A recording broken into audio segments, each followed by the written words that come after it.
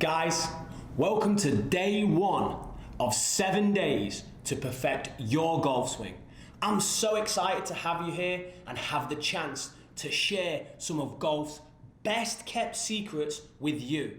Secrets that are going to help you change your golf swing and play the desired level of golf that you've strived for so long.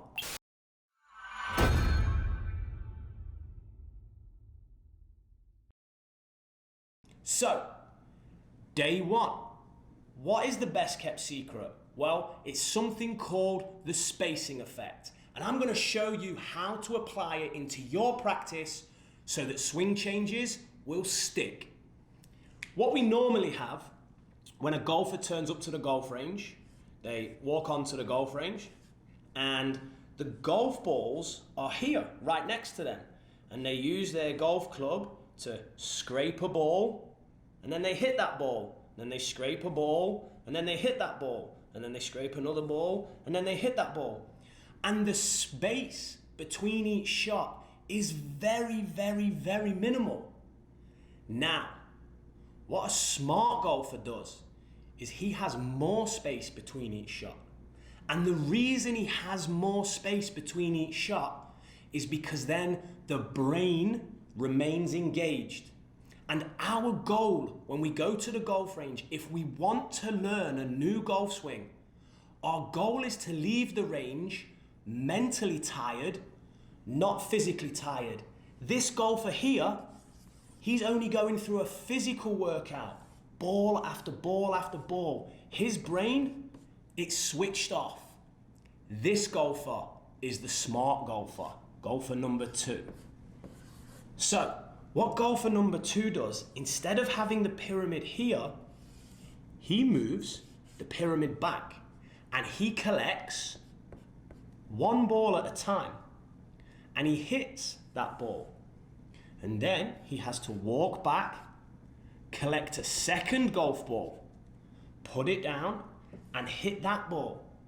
There's space between each shot. Simply by moving the pyramid, he's created an effective learning environment. And the reason why this is effective is because when there's space in between each shot, the brain remains engaged.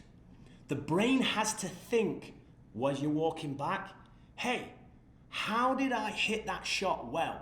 And then when you get here, you have to use your working memory to recall that. Or as you're walking back, man, that shot sucked. What change do I have to make next time to hit the ball better? Again, engaging your brain, using your working memory. It's called deliberate or purposeful practice. So, super simple. That's the education on the spacing effect. Now, let's hit the golf range and practically apply this and start to change our golf swing. Let's stop wasting time hitting ball after ball and let's make those swing changes stick. Let's go. So, welcome to the golf range. Now, let's put the spacing effect into play. Firstly, I'm going to show you what not to do. And this is what most golfers have the tendency to do. They'll put their balls down, or if it's the golf range, they'll have the pyramid here. They'll go like this. They may even do this. Tip.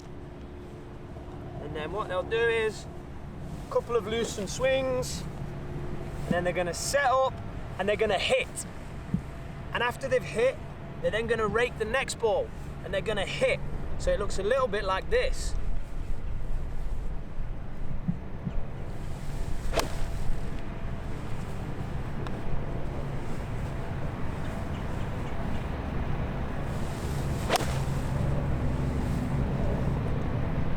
Now, right now, zero learning is taking place. And the reason for that is I'm not completing the total process of the golf shot. The practice environment that I've set up, it's not conducive to learning. So, instead of setting up an environment that can lead you to rake and hit, you're gonna do what I showed you in the classroom. You're gonna grab your golf balls,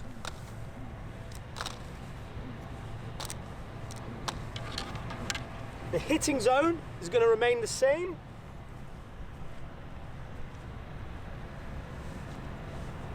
Pick up the ball, you're going to go one ball at a time. So I'm going to set up to the ball.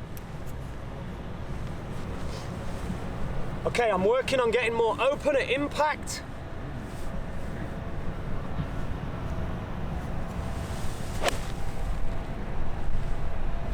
And now, oh look, so as I'm walking, gives me time to reflect on the shot. Now that shot was really good. I felt really sort of balanced in the transition. I felt my hips fire. So now I want to try and repeat that.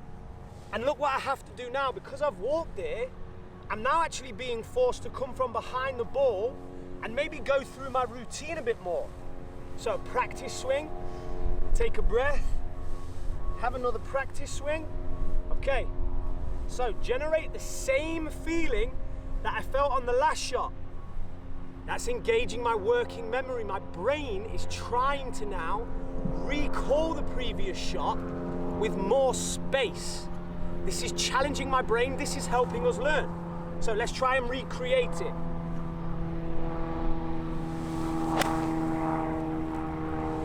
Okay, the feelings felt good, a little chunky. So now what I'm gonna have to do, I'm gonna have to reflect, okay, why was that chunky? So I'll walk back. I start to think maybe about the ball position. This time, I'm going to change clubs. Come back. Okay, let's try and rectify it. So, again, you can see, how many balls have I hit now?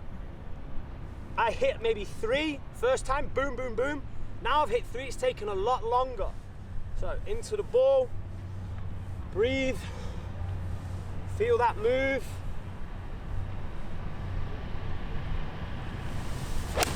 Oh yeah. That was the purest one of the day. So now I would go back, I would relive that, and this is just keeping my brain engaged. The space between each shot, because of the environment that I've set up, is much, much bigger. That's forcing me to engage my working memory, that's forcing me to learn, and also it's forcing me to go through the full process of hitting the shot every time. So, that's it for day 1. This will really, really help you to start to perfect your golf swing. The challenge I'm gonna set you to end this day, 20 balls in 20 minutes. Set up this environment, start a timer, 20 balls in 20 minutes, introduce the spacing effect into your practice, make those swing changes stick, and perfect your golf swing. See you guys tomorrow for step 2.